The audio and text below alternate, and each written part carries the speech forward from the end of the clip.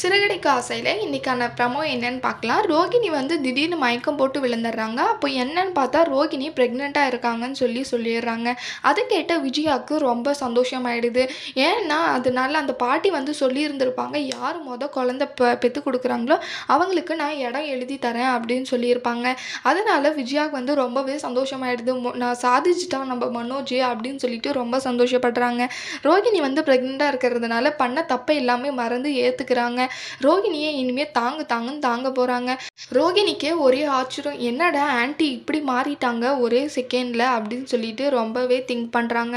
ஸ்ருதியும் மீனா கிட்ட சொல்கிறாங்க, என்ன மீனா இப்படி ஆன்ட்டி மாறிட்டாங்க, நம்மளெல்லாமும் இப்படி உயிரை வாங்குறாங்க, ரோகிணி வந்து ப்ரெக்னெண்ட்டாக ஆகுறதுக்காக ஏன் இவ்வளோ சந்தோஷப்படுறாங்க அப்படின்னு சொல்லிட்டு சொல்கிறாங்க. ஸ்ருதி, நீ மறந்துட்டியா, பாட்டி வந்து அவங்களுக்கு இடம் எழுதி தருவாங்கன்னு சொல்லியிருந்தாங்களே, குழந்தை யாருக்கு பிறகுதோ அவங்களுக்கு ஒரு இடம் எழுதி தரேன்னு சொல்லியிருந்தாங்களே, அதனால தான் ஆன்ட்டி இப்படி ரொம்பவே சந்தோஷப்படுறாங்க அப்படின்னு சொல்லிட்டு சொல்கிறாங்க. ஓ ஆன்ட்டி இது இந்த சொத்துக்காக தான் இப்படி எல்லாம் பண்ணுறாங்களா அப்படின்னு சொல்லிட்டு நினைக்கிறாங்க. 2 பேரும் பேசிக்கிறாங்க. அடுத்து என்ன நடக்க போகுதுன்னு வரப்போகிற ப்ரமோவில் பார்க்கலாம். இந்த வீடியோ பிடிச்சிருந்தா லைக் பண்ணுங்கள். பாய்.